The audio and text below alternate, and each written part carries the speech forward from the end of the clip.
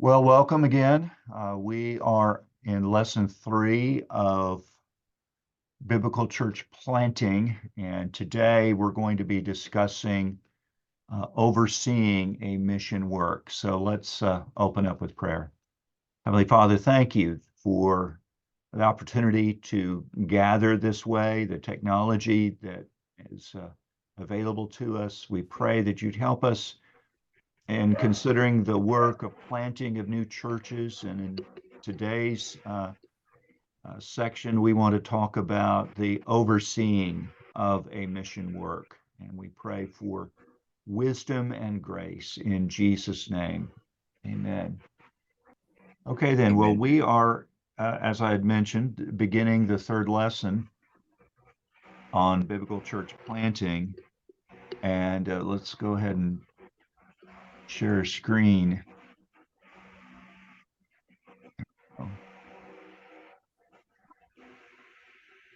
So when we're talking about biblical church planting, starting new churches, there is a relationship that the churches have to a overseeing body, whether it be the session or consistory of a local congregation or of a particular committee that oversees the work of establishing of new churches at a level of a presbytery or a classis.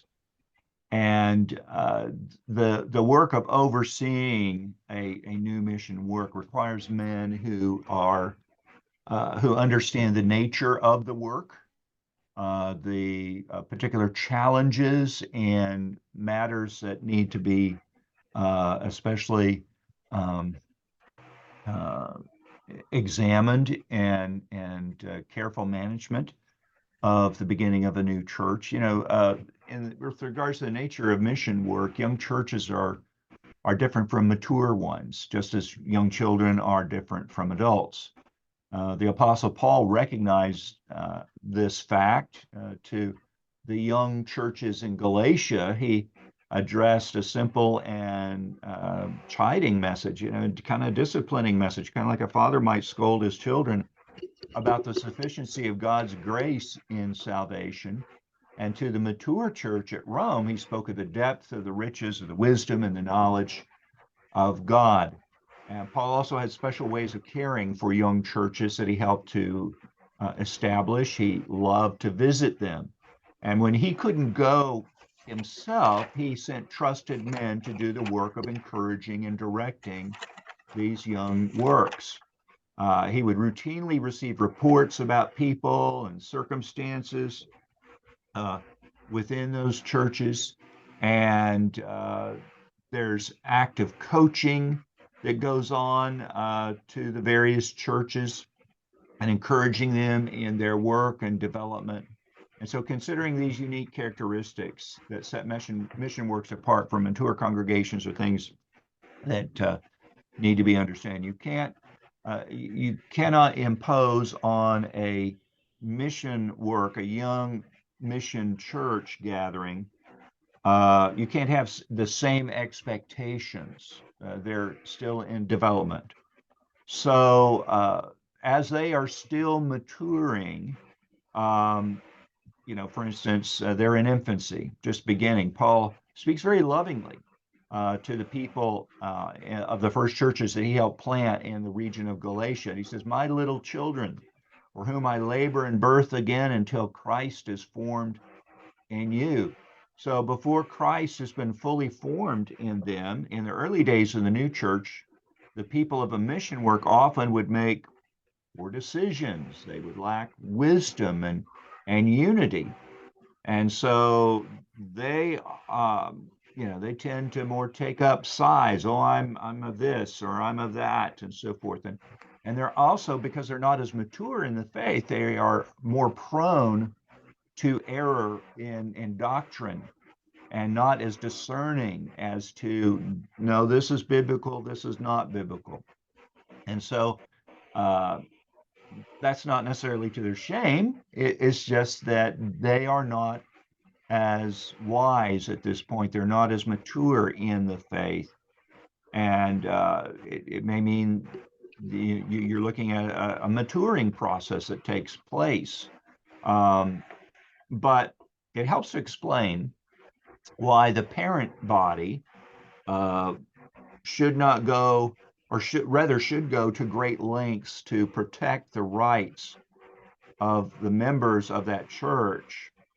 But we don't recognize that new mission work as a functioning body yet, as far as being capable of understanding what is necessary for the type of elders they're to have and the type of ministry they have yet, and may not be mature as to how they go about calling a pastor and so forth, and being as discerning. So they're in the process of development and growth they can go and do those sorts of things. They reach that maturity, just like when we're bringing up our children. We want them from the time they're babies and growing up to young men and young women and able to start making decisions on their own. And sometimes they're not, our kids don't make good choices at times, and we kind of help them through that and, work towards their growth and maturity. And so you have to have kind of the same patience and working with a mission group, a mission work, or a baby church in that sense, to kind of bring them along so that they can reach the point of maturity. But once you begin to determine that they have reached that point of maturity, then you can organize them as a new, separate, self-governing church at that point. And so during this process of maturing, you're beginning also to identify leaders for that congregation. Paul warned Timothy that an overseer, an elder, one who is watching over the work, should not be a novice, should not be somebody who is brand new to the faith or relatively a baby in their understanding of the doctrine and Christian life and how to live that and so forth. Paul says, look, they should be a novice, lest they should be puffed up, filled up with pride, and they fall into the condemnation of the devil, as 1 Timothy 3, 6, and 7 remind us. And he says, okay, so you be careful not to lay hands hastily on any man, that is, ordaining them as an elder. So a new mission work is a place of great need, which often has this vacuum of leadership, and that's where the overseeing body, the session or the consistory of a local church or of the presbyteria classes, with the elders that are borrowed to help out this new church, where they are able to help provide this leadership.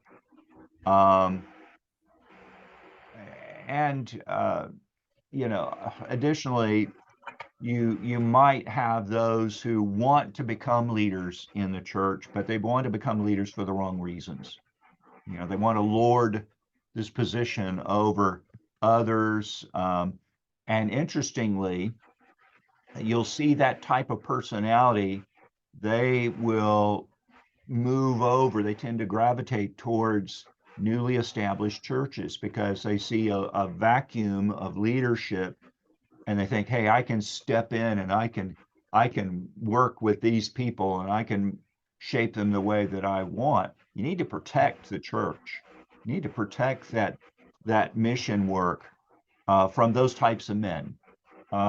If they want to do it for the Lord and they're very humble about it and they're willing to wait and submit to the oversight of the governing body that is helping to organize the church, that's a good sign. And you watch that man, you watch that individual to see developing, and you work with him. Is he a man who is teachable? You can teach him. One of the qualifications of an elder, according to 1 Timothy, is that he would be apt to teach. So does he have the aptitude to teach? But I would also say, is he teachable? Can he be instructed? Can he take on criticism, good constructive criticism, and to grow in that. If you've got a man who says, no, no, no, no, I don't need that. I know what I'm,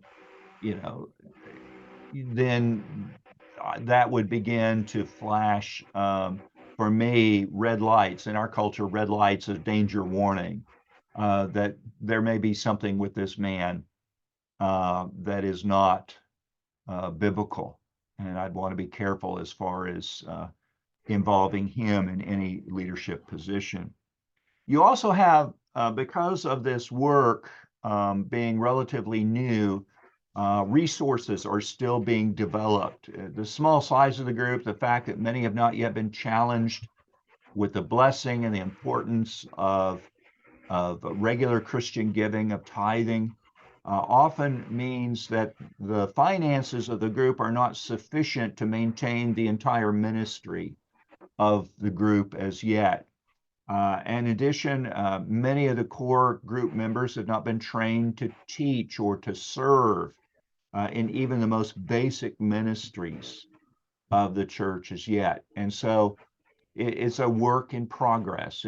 It needs some superintendents to help bring it to the position of maturity. So let's talk about the overseeing session of a mission work. In Presbyterianism, a session is a body of elders, a group of elders who oversee a local church work. And let's talk about this work of overseeing a mission work and what kind of men should be on this session. Moses instituted a formal structure of elder rule among the children of Israel, according to Deuteronomy. Elder rule was formalized in the Jewish synagogue system in the Old Testament. And there was always a group, or plurality, as the term is used, of elders in charge. You don't have one man in charge, you have several together. And each of those men don't have power in and of themselves as elders. It is only together, that joint authority that they have together, ruling together. There's wisdom in a multitude of counselors. There is, this is kind of a safety mechanism that Scripture brings out, that having one man being a tyrant and ruling over everything in a church, when you have several together and they provide what we call checks and balances to one another as they work together. Now, sometimes you'll have a man who has a very strong personality and very much leadership qualities and so forth. And you think, oh, he's a big man, he's in charge. And the other men tend to stand back. Well, no, you don't need him to be so large and in charge, as we might say in my culture. He needs to be working together with the men. Now, he may naturally have those leadership abilities and so forth, and have the type of personality that's very strong and outgoing and so forth, and maybe his personality is such that it attracts people to his leadership. That's great. That's great. But he must also show that humility of submitting to his brothers who are the other men on that session, that they rule together. And so whenever he does not make a decision by himself with regards to the leadership of the church, it is in consultation with the other brothers as well. And it's a joint decision. That way, it is also, someone say, well, let's say if I am the one who tends to do most of the preaching, well, John said you have to do it this way. And when it was a decision together of the elders to do this, and I say, no, it is a decision from the elders together. And people need to understand that, and this is how it operates. It can be a bit frustrating too for some people if they want a quick decision on something. They want something done very quickly. If you have one person making all the decisions, and they decide on something, that's fine. But you have to take that to a body of elders to work together. And so you have to develop this kind of patience in putting together these views. Also, too, because it's a joint decision made by the elders together, even though it might have been an idea originally from one man, and he has kind of helped talk his brothers through the decision, and they're coming together and make that decision, it is still the decision of the elders together, and needs to be seen as such. And if it is a decision that's made together as the elders, you as an elder need to support that. If it is a biblical decision, if it is, it may not be how you would want something done, but it's not necessarily unbiblical. Okay. And yet the rest of the brothers have decided, no, we want to go this direction. We want to do this thing. You as an elder must submit to that together in humility, unless it is something that is unbiblical. You need to separate out, is this unscriptural, unbiblical, or is it just a difference of opinion? And to be able to work those things out. And you must work to support the work together as you learn to work through matters. So during the time of Jesus's earthly ministry, it was the chief priests and those elders of the people who opposed him. But when it came time to structure the churches that were being formed in the New Testament that had been planted in Asia Minor, which is now Turkey, western part of Turkey, the apostles understood that God has already given them direction about caring for the spiritual needs of his people. So they appointed elders. The Greek term is presbyteros, an elder, for them in each church. And the work of these elders was further clarified when they're referred to as overseers, episkopoi, whose duty is to take care of the church of God. Whenever you see overseer, think presbyter, think elder. Whenever you see elder, think overseer, episkopoi. One is the name of the office, the other is a function of that office. So episkopoi, the overseers, that's a description of what they do, the function. They oversee the work. They help manage that work. Think of, let's say, if you're building a building, let's say in your town, the government's building a new building, and the company that has been brought in to construct the building, there's usually a manager who is overseeing all the work that's being done there. That's what an overseer does. And in this case, we're talking about the establishing of a new church, but several men acting together in that role. And so in this concept of elder, that it forms the basis of Presbyterian and Reformed church government. Beginning a mission work with the right structure is very important. Just as your child, you want to have the right bone structure, that he or she grows up straight and tall and good, strong, healthy bones, and how they walk would be right. Sometimes children might be born with a foot that's kind of turned inward a little bit. And so the doctors might put that child in a special shoe or a brace on his leg and to help turn it, and so then they could walk more properly. That's what we want to see in the churches that are formed, that they have the right structure and organization to grow up in a biblical fashion together and not be twisted or bent or unable to function as well as they could. So one of the things you have to understand with a new mission work is oftentimes these people are new to one another. You might have a few families who know each other who want to establish a church, But now you're establishing as a separate church. Maybe they've been part of another church, another congregation, or other congregations. And now you're bringing them together. There might be people who have been saved by God's grace out of the world, and they've never been a part of a church. And now they're gathering together with people who are wanting to establish a church. And so everybody brings their own experience, their own or lack of experience into this new group.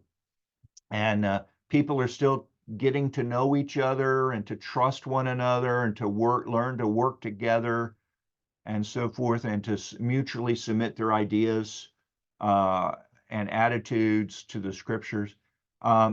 You as an outsider, you as a person coming alongside of them to help form them into a new church, you're there to help them to develop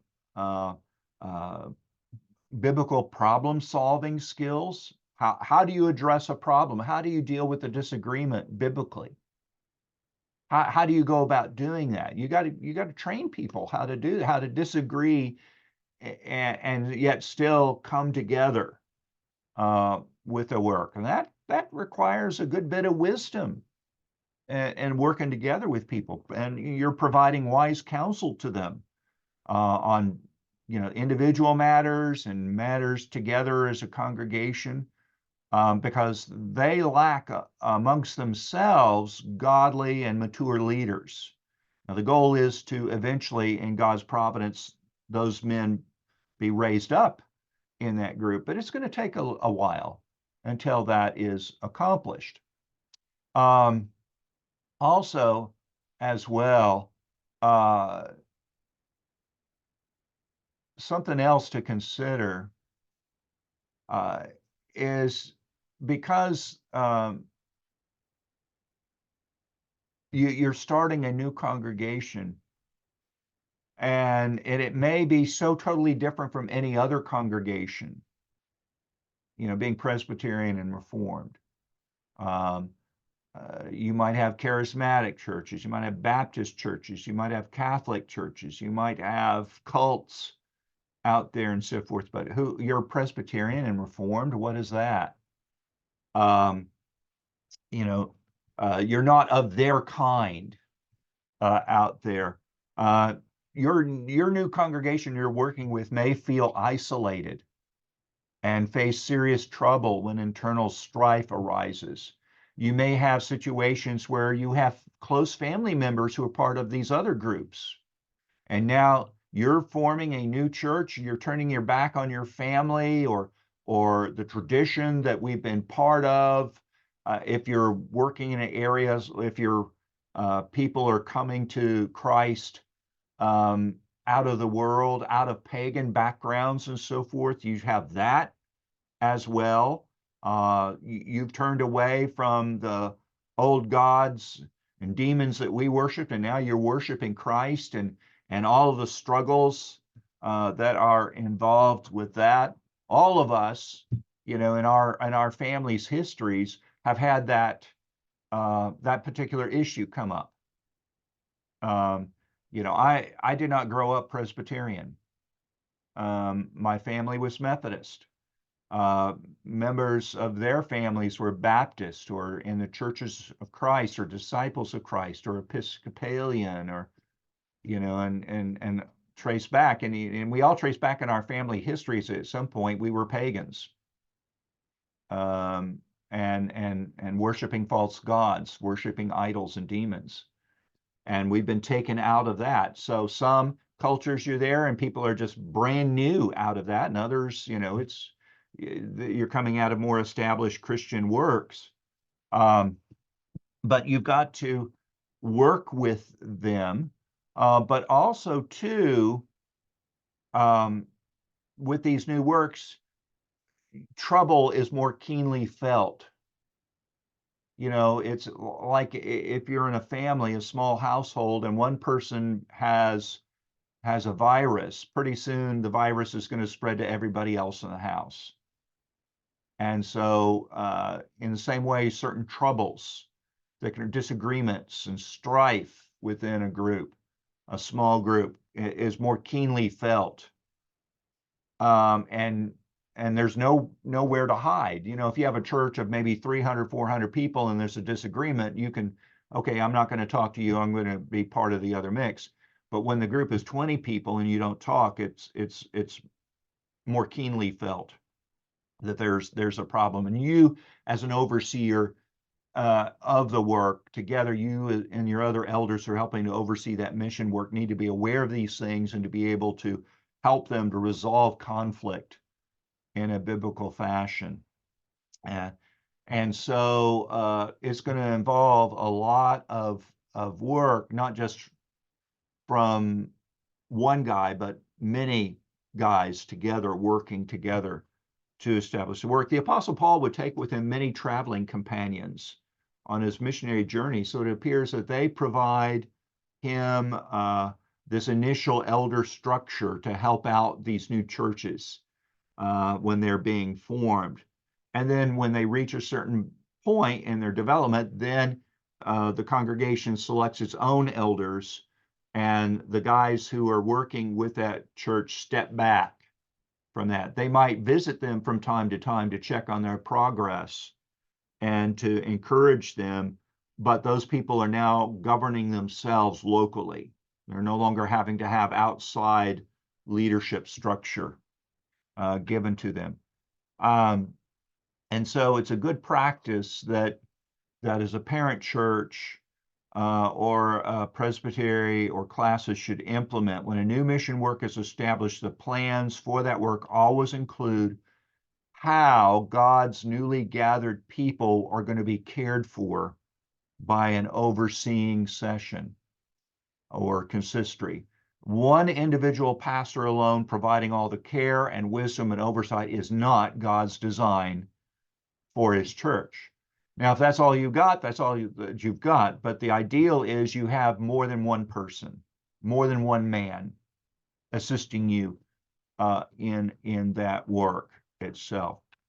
And so that's why I mentioned earlier, ideally, if you're going to establish a new church, you ought to send an organizing pastor, an elder, and a deacon, at least as a minimum.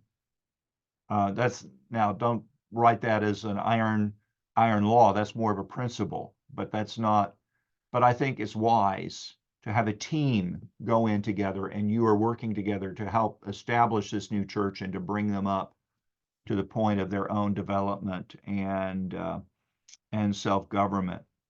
And so experienced elders, or even in whole sessions together, are from other congregations, are loaned to these new churches, and understand it's a temporary thing, to provide the wise counsel and oversight as God's care structure. So how do you go about selecting men for this work to help you? Well, sometimes, as we've just said, an entire session of a local church is provided to help oversee a new mission work, appointed by the presbytery to be the overseeing session of a mission work. Sometimes several members from that same session, together with their pastor, are appointed for that purpose. But more frequently, individual elders and ministers from various congregations are appointed as a committee of the presbytery to help serve as an overseeing session. And so, in recommending to the presbytery those elders and ministers for appointment as a borrowed session for a mission work, there are 4 criteria that I would suggest that can apply to each of those men whose names may be suggested for this new work. First, does he have a heart for the extension of the church? Does he long for, does he pray for the expansion of God's kingdom with regards to missions, foreign missions, and locally as well? Is he a man who shares the gospel? Is he a man who prays for, he shows an interest in the church planting efforts of the church, of the presbytery or classes? He's involved in outreach and evangelism in his own congregation. If he doesn't have that particular heart for that work or that interest, he's not going to be useful to you in helping to advance that work. Second, he is already been serving as an elder, and oftentimes he's been an elder in more than just your congregation. He has experience in other congregations as well. And so this is going to be a man who is a little bit older, has been an elder for some time, and has the wisdom and experience that he's able to see, we did it this way at this place, and we did it that way at another place, and we both were seeking to be biblical, although we approached the problem differently. He has that capacity to see things from more than just one point of view, based on his experience.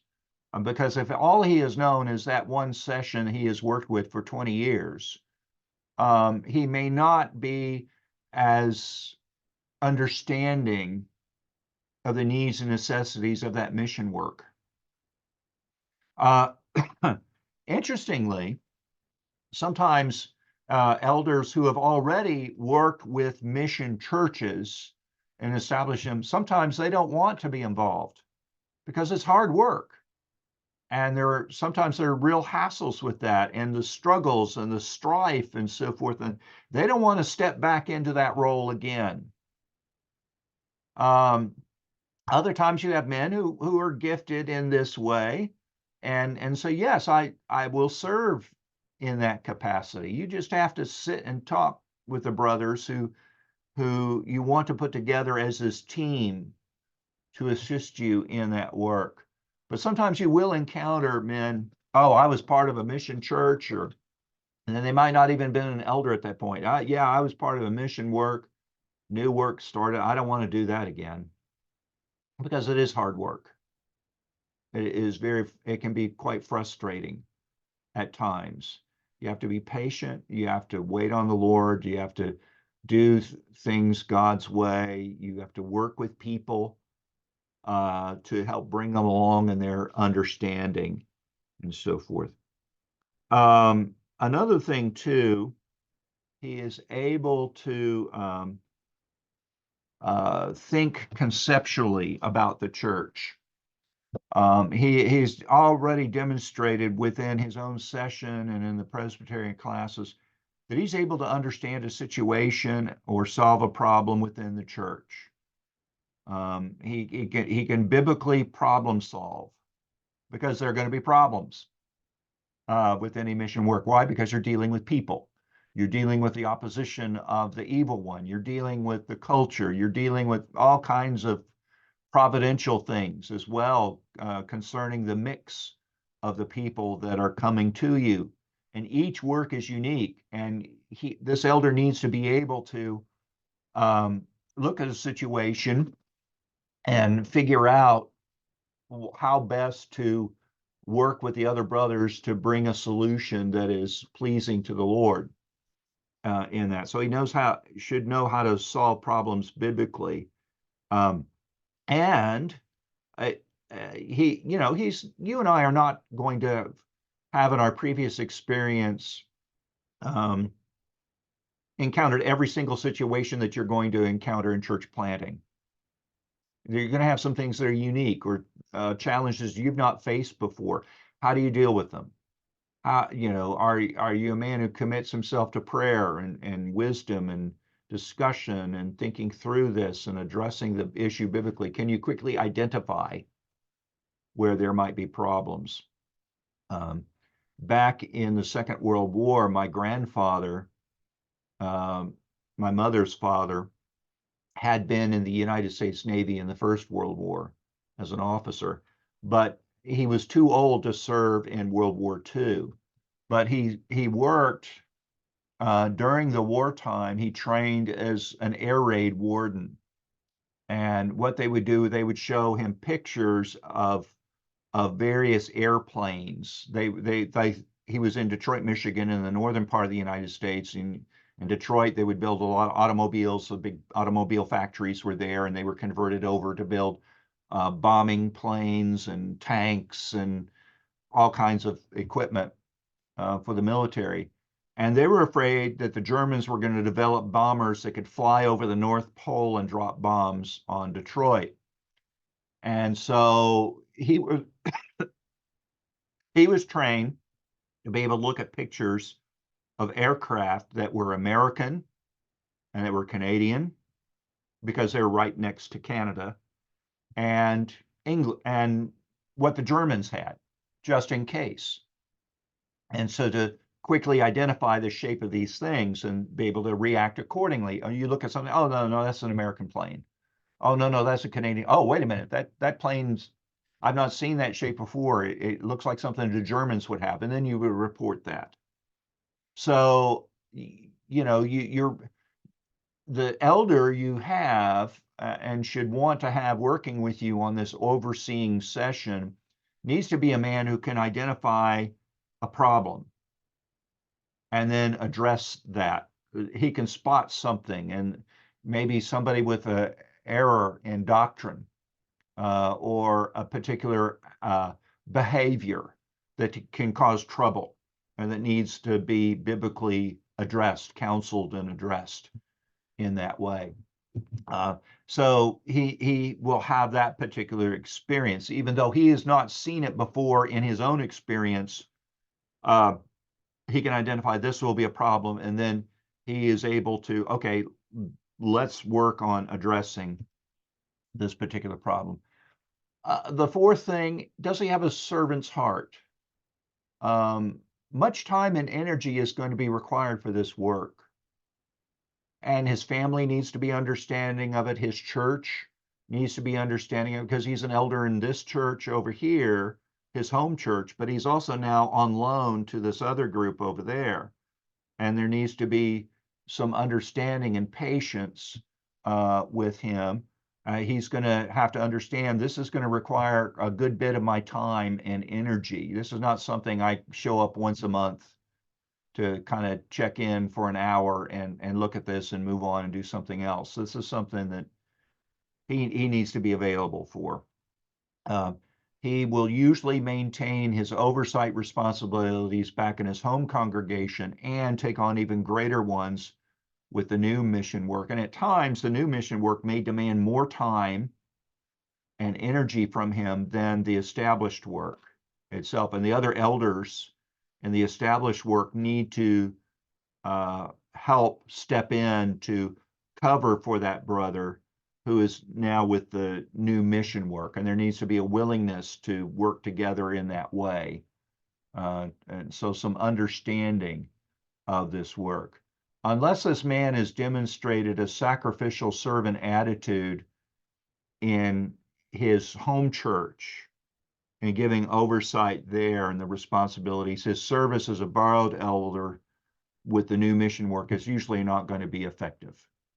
So you want to know who it is that you're working with as a borrowed session to help oversee the work.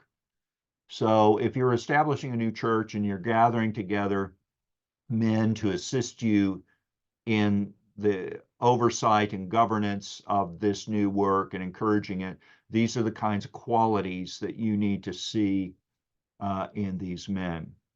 So how do you go about structuring this overseeing session? A new mission work, even with all the things that it is lacking in, it is an infant congregation of the Lord Jesus Christ. It's part of his church. And the Lord Jesus cares for them. And these people are to be treated in a way that we are answerable to the Lord Jesus on how we had shepherded these people. Not abusing them, not lording it over them, but we are there tenderly bringing them along, guiding them, counseling them, instructing them in the faith, encouraging them, praying with them and for them. And so the needs of this new work are the needs of any body of Christ, of any church. But because of the new nature of it, and these are people just learning to get to know each other and to work alongside of each other, is going to require more effort than what you would with an established congregation, because there you already have people who have established relationships with each other, who care for one another, ideally who are concerned for each other and can help step in and provide support for one another. Whereas you may not see that yet in the new mission work, and you want to develop them to that particular stage. And so the elders who have been assigned to provide oversight of this new mission work have a twofold responsibility. First, they are to care for all the members and their families individually. Second, they are to care for this emerging body as a new corporate organism. The new group's small size and lack of organization don't make it any less a church, nor should the care you provide as an overseeing session be any less formal or intensive. Just because they're a new work, you should not treat them as somehow lesser as far as the responsibilities you have in overseeing them. In fact, in many ways, it's more intense, given the nature of this being a new work itself, because you're going to have to work alongside of them and work with them to develop the right patterns, the right practices, and it's going to take more time and energy to provide care for a mission work than it does for an organized congregation itself. So here's some guidelines to keep in mind when you're organizing the work of the overseeing session of a new mission work. First, it should meet regularly and separately. A theme of this course is that good patterns should be set for the new church from its earliest days. But one of the tendencies of those who have been assigned the spiritual oversight of a new mission work is you approach this rather informally. You make occasional visits to the work. You hold you hold occasional meetings when something needs to be decided. And the members of a mission work are justified when they ask their borrowed elders, is that how your session works? The session of a mission work should organize itself into a formal structure. It should have a moderator. It should have a clerk, a secretary, taking down the minutes and recording the decisions that are made and all those things, and they need to be read and approved by the session as a body. This is the official record of what we do, and it should hold regular stated meetings that are announced on the site of the new church. The session is going to meet. We're going to formally meet together as elders on such and such a date at such and such a time at such and such a place. And anyone who has a matter that you would like us to discuss or have questions about, you can see us at that time. You can bring that forward to us, or you can have it written out and hand it over to us, and we can consider that and give you an answer about that. Now, there's a lot of work to be done, a lot of things to be discussed, and the biblical patterns of review and control must be established, and a good system of record keeping must be set in place.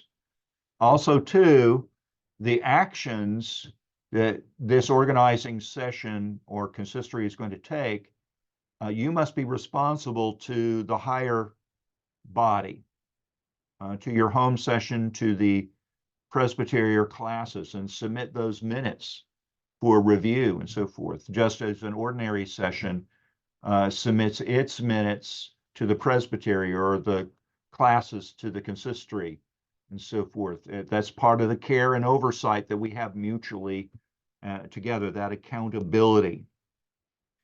Also, it should know the flock. It needs to know the people they're working with. And to get to know them, you need to visit them. You need to be regularly with them to find out what are, where they are in the faith, their struggles, their joys, the particular pastoral challenges that they have, and pressures they may be facing from their family or from their community. Um, and so you need to do this. Now, it's more difficult if you are an elder who's borrowed and you're some distance away from that work. You need to commit to, I'm going to have to travel to where these people are, and I'm going to have to regularly spend time with them, more than just on a Sunday service, more than just, an hour or two here or there. You're going to have to spend some time with these people to help bring them along.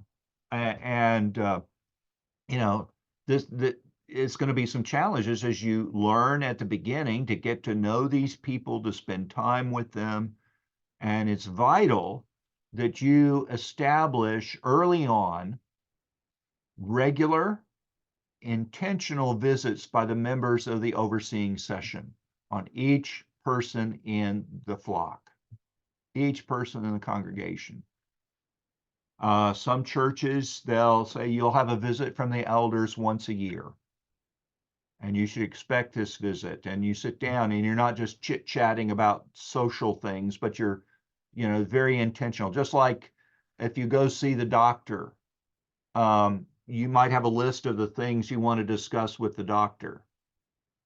And he might have a list of things, questions asking you diagnostically to find out what's going on with you, to better counsel you as a physician. And so people need to know that. I think early on with a new mission work, it should be several times a year as you're getting to know the people, as you're developing time with them. Now, you can spend time with them socially as well to get to know them and informally, but there also needs to be the formal type of visits where people understand and expect you as an elder to do that, because you're showing good regular care to them. And this is where a lot of pastors and elders fail with their flocks, is not having a good regular system. If you have a good regular system, you can more easily pick up on problems that may be developing, and they may be very early on. And it's like if like there are forms of cancer that if you go to your doctor and it's very early, it's very treatable. And they can treat that very quickly and easily. But if it's something that has been around for some time and it's progressed more and more, it's much more difficult to deal with. And so if you're making regular visits with your people and pastorally caring for them, they're going to want to know that you care for them. And two, that also they can feel freer in bringing their problems to you and seeking counsel from you. So it's vital that you establish early on a system of regular intentional visits by the members of this overseeing session with the people in that group. Now, some of those you can do on the Lord's Day, but it's also important for them to be with the individual members of the mission at times other than the occasion of the stated services of the church. So the plan should include how individual elders can be in the homes of member families of the mission work, to become acquainted with them, to learn of their abilities and of their needs, and to encourage them. It's also, you need to remember as an organizing session that this is a unique temporary work.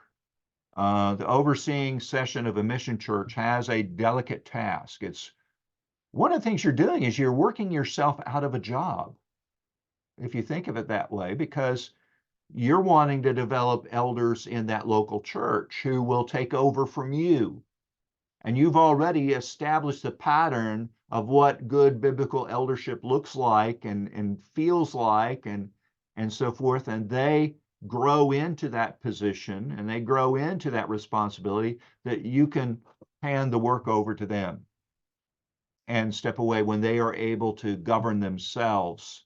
You'll still be available to consult with them, but that role that you've had as an organizing session is now no longer the case. And you just like as a parent, when our children grow up and they marry and they move away, their own household, they may come back to us as fathers and say, "Hey, Dad, can you give me some advice on this?" Or you as a father might say, "Son, I noticed something here. Can I offer you some advice on something?" And you can do that, not where you come in and say, "No, you idiot, you're doing things wrong." you know, you need to understand he's his own head of household now, but you can make suggestions to him. And other than, because you're no longer ruling him. He's no longer under your direct authority in your home. You should be keenly aware that you are providing spiritual guidance and direction for people who have not chosen you, and nor have they called you to that particular task. You're there temporarily. And so you're there to help establish patterns, you're developing maturity, identifying leaders, and it lasts only until that new body of Christ reaches sufficient maturity to be able to choose his own officers wisely and biblically. And then once that's done, you step back. You're no longer part of that organizing session. And so oftentimes in a presbytery, when an organizing session has been appointed for the church, and when that church is now ready to elect its own elders, they elect their own elders. They are ordained and installed as the new elders of that new work. They are recognized, and then the organizing session is dissolved. Their work is no longer necessary in that particular role. And so they're released from that responsibility for that particular mission work itself. Let's talk about the work of an overseeing session. The borrowed elders who have responsibility for the spiritual oversight of the members of a mission work have to recognize that the mission work is a church itself. It's developing as a separate body of Christ, but you must also be aware that this work may or may not involve the responsibility for supervising the development of the mission work into an organized congregation. That job is sometimes retained by the presbyteries, a home missions committee. So the remainder of this lesson is going to deal with the specific shepherding responsibilities of an overseeing session in regard to spiritual care for the members of a mission work, and care and encouragement that it also will provide to an organizing pastor.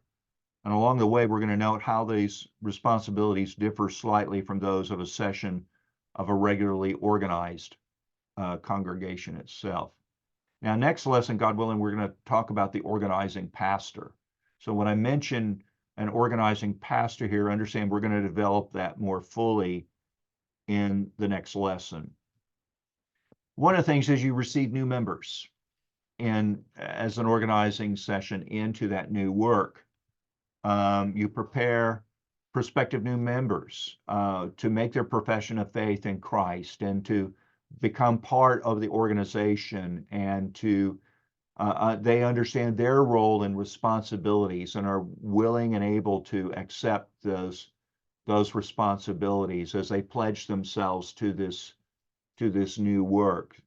They vow to support the worship and work of this new church to the best of their ability before the Lord. They promise to submit themselves to the governance and oversight, biblical oversight of the elders appointed over them, and so forth. And so you will interview these people, you will visit with them and prepare them and listen to them Do they have a good understanding of the faith? Is their faith in Jesus Christ alone for salvation, or are they depending upon their own works or their own merit? You need to separate those things out. They understand the nature of saving faith. They understand, are they seeking to grow in grace? Are they repenting for sin? Are they turning away from it and turning more and more to Christ and seeking to grow in Him? These are kinds of things you need to evaluate as members of a organizing session, to hear from them. And are they ready to become members of a church? And now, just because they've been members of another congregation itself, you still need to interview them. You still need to visit with them to ascertain, do they under, do they understand the faith? Are they genuinely Christians? Are they, as we are able to ascertain that? Only the Lord knows the heart, but we listen to their answers, we observe their walk in the Lord, and make a determination from that point. Do they understand what it is that they are joining and becoming a part of? So they need to have some understanding. So it may be helpful for you to conduct a course with the people on what is biblical church membership? What does it look like? What is a biblical church member? And so they understand, we want to understand what we are joining. We want people to understand what it is that they are submitting to. Just like if you go in and sign a contract, let's say if you want to be, I know there are a lot of Filipino sailors who are working on various ships. One of the things you sign is a work contract. You want to be able to read and understand what it is you are signing up to, and what are the rights and responsibilities that you have under that contract. You want to understand that. You don't want to be at sea for 3 months and all of a sudden you find out something in the contract that you were not aware of.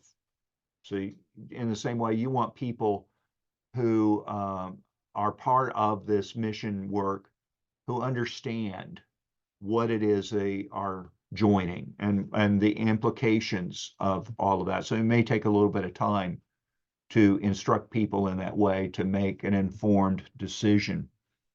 And sometimes you may have people after they've gone through all this and say, nope, I don't want to formally make that decision to be a part of this church. Okay, that's part of the purpose of the instruction. They've made a decision. You might want to visit with them to see, okay, are there any questions you might have? Make sure that they understand what it is that you have taught them or tried to teach them, and sort through those things. Can they still come to worship with you? Yeah, even though they've not joined, but they are not going to be considered a member as yet. Maybe in God's providence and time, they will become convinced of this and they will do that. That's okay. You be patient. You be patient with those whom the Lord has brought together. And so you then establish a list, a roll of those who have formally said, yes, we will become a part, or we are a part of this work. Keep an accurate record of who is and who isn't, because there will come a time when you do elect elders in that new congregation. Only those who are the members, formally members of that congregation, who have been received as members, may vote for elders and deacons and for a pastor.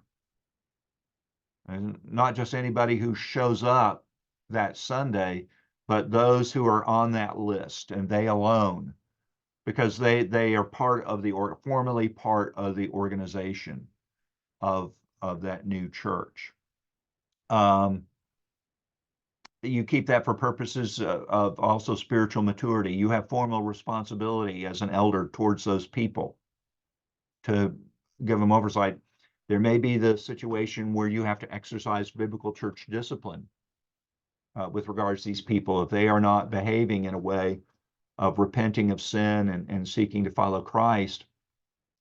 that you may formally have to remove them from that role together as a session and through a particular process as well. You provide spiritual care and nurture as an overseeing session. We've discussed that somewhat already here. You should attend the meetings, the worship of this mission work quite often, as often as you can, to know the members and be accepted by the people as elders. These people, you should also visit in their homes, as we discussed, in their homes, and also friends of this mission work as well, along with you take, if you have an organizing pastor, you go along with him as somebody who's on this temporary session to visit, and you seek to build a good working relationship of mutual respect and appreciation between the mission work and the organizing committee or the home church or the presbytery or classes, whichever the case may be, in the history and organization of this work. You should be willing at times to fill the pulpit, that is to step in and make sure that the scriptures are being taught. And if there's someone who's not there to teach that week, you step in, because one of the qualifications of an elder, he's apt to teach. He has this aptitude, and you must give them instruction from the scriptures. Now, if you don't feel comfortable exhorting the congregation there from the scriptures, you may read a sermon from some approved, good, godly, reformed minister. But you want to make sure the flock is being fed the word. And, you should have, maybe some approved sermons that can be read to the congregation in cases such as that. It may be the organizing pastor, the roads are too muddy and he can't get there in time for the service. Well, okay, you're there. You need to step in and to help ensure that the word is read, the singing and preaching or instruction from the word takes place for the congregation itself. If you're working on a farm and you're the farmer and you have some farm hands working with you, if you don't show up at feeding time as the farmer, those farm hands need to feed the flock. So in the same way, you and I need to, if we are assisting in this work of organizing a church, step in with some responsibility that needs to provide for the spiritual care of God's people. It may be that you also, as an organizing session, you need to approve who is preaching in that pulpit. They may not have an organizing pastor, or let's say the organizing pastor has to go away and can't be there that week. And you know that in advance, you make arrangements for another minister to come in and fill that pulpit. But even if you can't bring in another minister to do that, you have a responsibility as an elder in this organizing session together to ensure that the Word of God at least is a reading of the sermon there from an approved minister. Okay. You are also responsible for developing worship guidelines. You want sound, biblical, acceptable worship in that congregation. And so as an overseeing session, you are setting the standards. Just the important work is developing the structure, the organization, the practices and patterns. Worship is a very vital way that you do this. It's important that we worship the Lord in spirit and truth. And you need to regularly review and refine these guidelines for worship with the people. They understand it too. And they understand why we're doing what we do and how we're doing, how we're doing it. So they too, one, they understand it, and two, they begin to own it themselves. That it becomes their conviction, it becomes their understanding of Scripture as well, and their desire to please God in this way according to the Scriptures, as opposed, well, that's just how the preacher did it, and so we'll just copy him, not really understanding the why. We want people to understand the why of this, and they embrace this as well. And so matters such as whether or not to have musical instruments to accompany the singing, the order of worship, the decorum that is there, in some places, I've preached in Indonesia. We had dogs and chickens wandering into where worship was taking place. And I had a dog one time come in and walk between me and the pulpit lectern.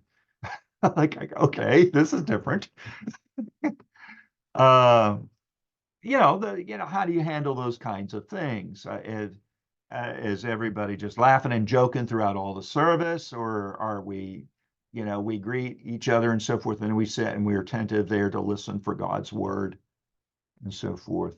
And some of these things are cultural, but we want worship to be done in spirit and truth. And there are those elements of worship that we find in the Scriptures that are necessary, and our worship needs to be regulated by the Word of God on how we do it. It's not how I want to do it. It's not how you want to do it. It's not how brother so-and-so down the road does it. It's what does God's Word say? And then we can apply it. Now, it may vary from culture to culture to culture how that element is expressed. There is a denomination here and several in the United States, one that sings only the Psalms in worship without any musical accompaniment.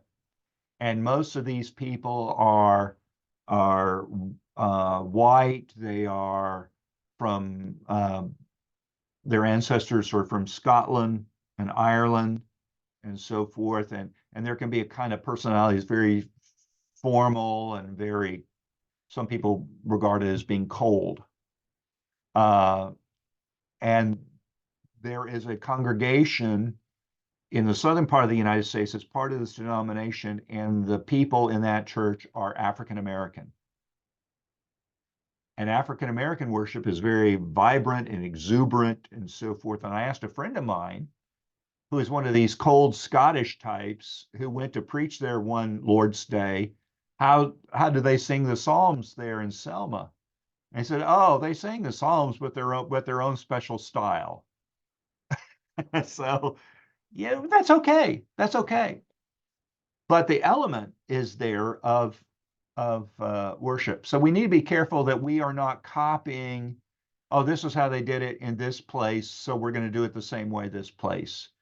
No, you do what is appropriate, but you as a session set the tone. You set the guidelines for this. Is this the biblical element of worship? Some places, like here in the United States, many churches, most churches, when I was growing up, they did their worship service at 11 a.m. But that's okay. Why 11 a.m.? Well, you had, especially in the winter months, the sun would come up later, and many of the people were farmers, and they would have to milk the cows and feed the chickens and take care of all of that, and then have time to get cleaned up and maybe walk the distance to the church. They might have to walk several kilometers to get to church. And so 11 o'clock was a time that was more reasonable for them. But in other cultures, that might not be the case. So when I lived in Australia, our church we had a worship service that would be at 7:45 in the morning. Now, in the summer months in Queensland in Australia, the sun would come up at 4:30 in the morning. And you as a session need to determine regarding the needs of the people and a good, appropriate time in which to set the worship service, not for your convenience, but with understanding of what is appropriate for them at that particular time. Now, you might be restricted because of the needs of the place where you're gathering together to worship. You might be renting a place for a few hours on the Lord's Day, and they will only let you in there at a certain time and so forth. Okay, those are factors you have to consider as well. But you need to consider primarily the timing, what time would work best in that particular congregation. It's interesting. This church in Australia that I pastored, this was before I came there a number of years before. There was a new university that had been established just a kilometer down the road from the church. And people thought, oh, let's have a service at 7:45 in the morning, and we'll offer tea and cookies and coffee for students who want to come. And several of us, when we heard that, thought, you don't know college students. Because they're going to want to sleep in on Sunday mornings. And in fact, I know of churches that would have a service at 5 in the afternoon in order to reach college students. And they would have great attendance from college kids at that age. So you got to understand the culture. And I know of churches here in the United States that in areas where there are a lot of steel making plants, the steel plants, the nature of making steel, you can't shut down the factory line because the stuff in the furnaces tends to harden, and it takes a long time to restart the furnaces and so forth. So they're constantly 24 hours a day, 365 days a year operating. They don't shut down on the Lord's Day. And so what the churches would do, they would have a regular morning service, but they understood that those steel workers who were having to work that particular shift at the factory couldn't come in for that. So they would have a service at 3:30 in the afternoon, because the men would get off their shift at work at 3 in the afternoon, and then they could walk from the plant over to the church. And they were okay with the men still being a bit dirty and so forth from work, but they would have a worship service for those men at that time. So you need to understand what the culture, what's appropriate, where you're at for the work that is there. You need to understand the length and time of the service. How long should the service be? What is appropriate in your particular culture? Is it okay to get up and to step outside to take care of one's personal toilet needs? Is maybe mothers with babies? You have a mother who's breastfeeding, and there's going to be a time when her breasts are quite full of milk and it's painful, and she needs to be able to feed that child. And do you have a place where she can step away and with modesty feed that child at that time? Or are you going to make her wait until the service is over and she's in pain from her breast being so full of milk? Those are the kinds of things you got to take into consideration. And that might be helpful too for your wives to consult with them, because there's stuff that we as guys, we don't understand, that they're not our experience. And women have a way of their connections and being able to understand things and pick up on things that we as fellows are not necessarily attuned to. And so it might be helpful to take your wife with you to this organizing work, to let her know and come alongside of these women as well. because your ministry is not just to 50% of the congregation. It's not just to the men. You're to the women and the children as well. And the women folk need to go with you as much as possible, so they can come alongside and help disciple these women who are in the mission work itself. And so these are kinds of things that you need to be aware of as you're developing worship guidelines. Another thing too you're going to be doing as an organizing session is helping in the administration of the sacraments.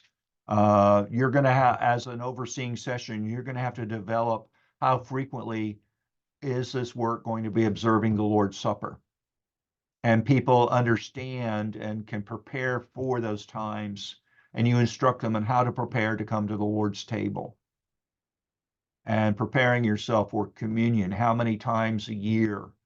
How many times, do you once a month? Do you, just how often you make that determination? You will decide and set the tone for that congregation.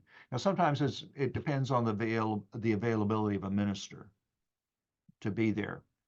Hopefully you've got an organizing pastor, but if you set the standard, okay, we're going to be observing the Lord's Supper 4 times a year, or we're going to be observing the Lord's Supper monthly on the first Sunday of the month, then a schedule. The people have an idea of what the schedule is and their preparation for it, but then you, as an organizing session, need to make sure that you've got a minister there who is there authorized to administer the Lord's Supper in the congregation at that particular time. You determine the occasions of baptisms of covenant children and professing adult believers not yet baptized. And you should be there as witnesses of this baptism at the times of worship and so forth. And you keep a roll of the baptisms, and you keep a roll of when you did the Lord's Supper and who administered it. And that's all part of the record keeping that is done for this mission church. And as you're developing elders in the congregation, one of these men or a couple of these men ought to be trained in this kind of record keeping, so they can become the new clerk, the new secretary, and they keep records of the church once it's established. You're also establishing and exercising church discipline, that people understand these are the responsibilities and requirements of being a member in good standing with this particular church, with the work and as it matures. And you should be prepared to take time required to instruct and correct effectively. You have to make it very clear to people in preparing them for membership, in their reception as members, and continuing as a session. You guarantee the full rights of members of these people and responsibility and authority to exercise discipline and correction over them. And then you train them in making congregational decisions. You're moving them along to elect elders and deacons and calling a pastor. You need to have instruction of the congregation over time. What is an elder? What is a deacon? What do they do? What are their responsibilities? How do they function together in the church? What is a pastor? What are the biblical qualifications we should be looking for in that man? And they need to be instructed in this, because one day they are going to reach the point where they are going to be electing their own elders to rule over them and calling their own pastor to pastor over. And you need to prepare them to be able to make that kind of decision. And so it requires long instruction. It's not something you do over 1 or 2 weeks, something you do over the course of the years of instructing people in that, so they understand and getting in their thinking and their evaluation, and as they're weighing and evaluating various candidates to become elders or deacons or those to be pastors. So you also work with the congregation to be able to have informal discussions about various things as well, and that you are approachable, as we would say, that they feel comfortable coming to you with their questions.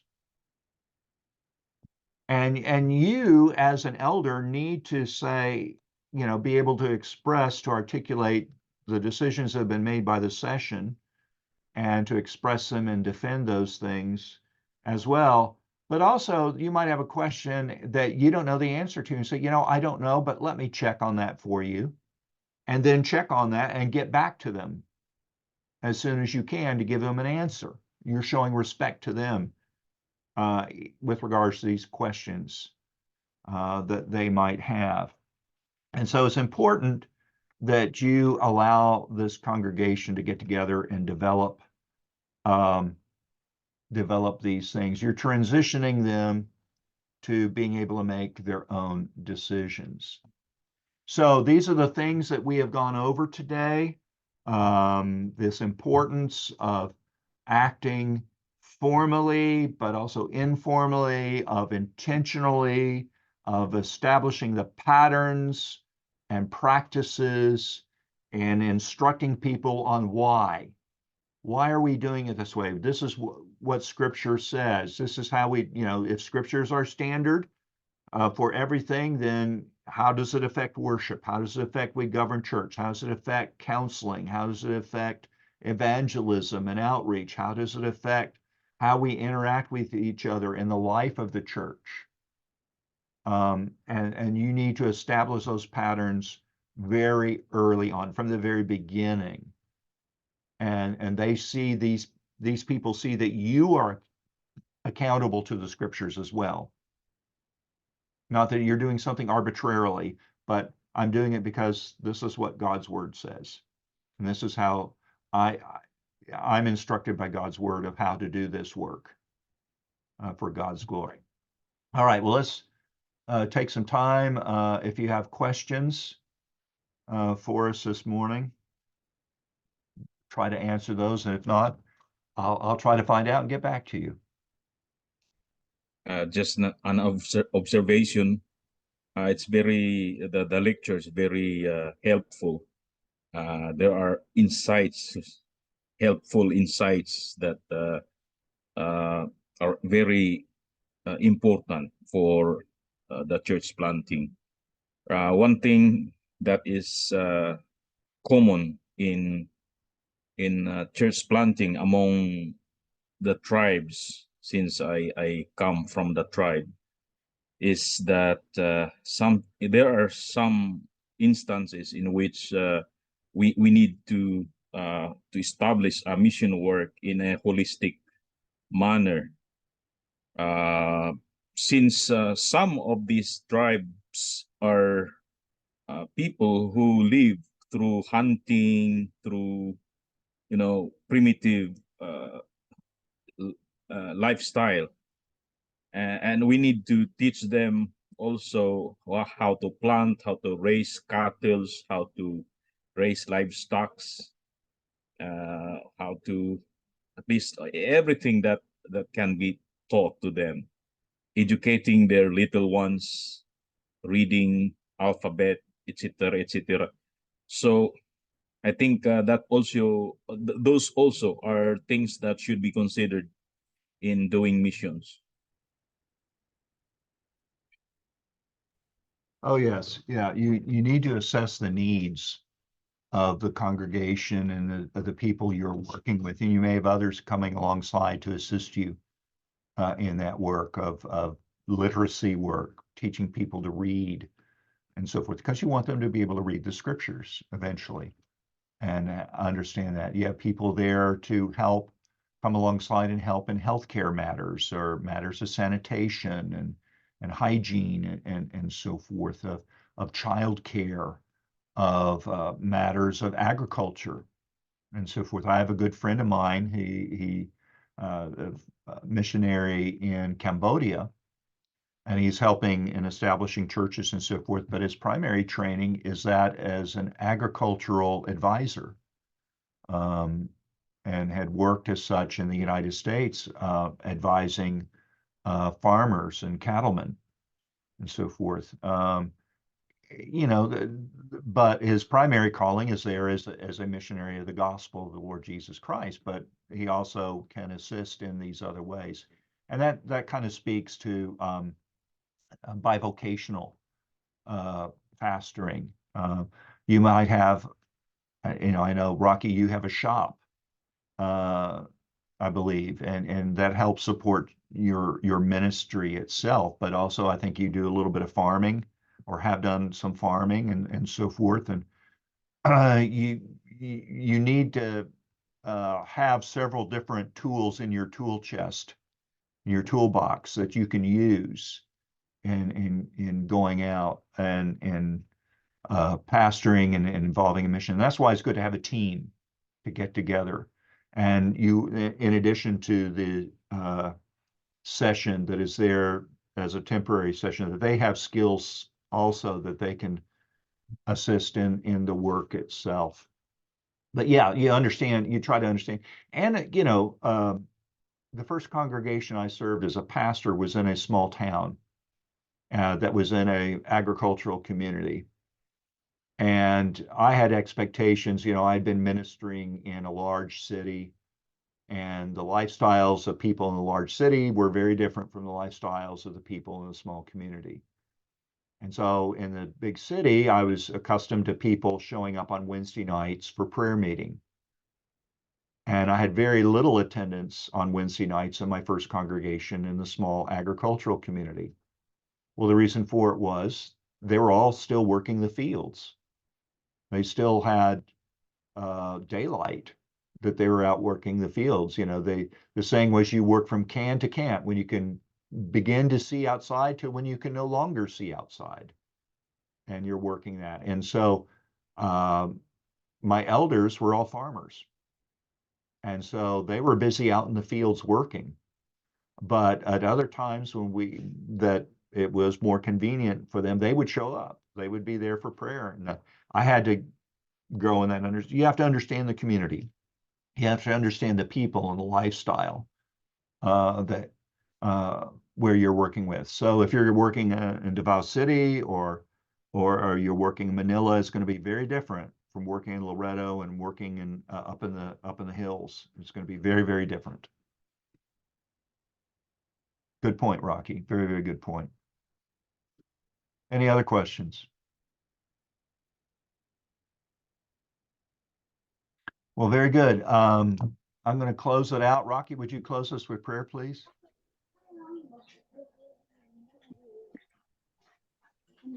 Let's pray. Our Father, we thank you for this helpful lecture that is given to us as students of your word. We pray that as we learn many things from your servant, that we may our minds may be open to many important tasks that are open before us. We pray that we'll be able to accomplish the mission that you have given to each and every one of us. We pray that you will help us do the missionary work, that you may help the church to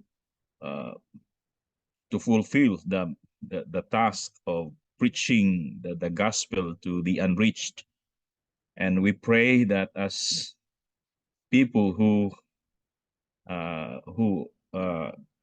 desire to obey your will, that we obey it biblically, that we shall not do anything that is only according to our whims and our will, but may we desire and may we do things according to your word. and that you grow your people, you expand your kingdom on this earth according to the manner in which you have written in your word. Thank you for using Pastor John in this particular subject. These things we pray and we thank you in the name of our Lord Jesus Christ.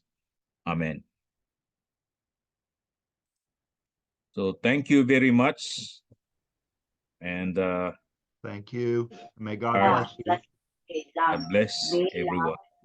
Bye-bye. Pa, plus in, pan.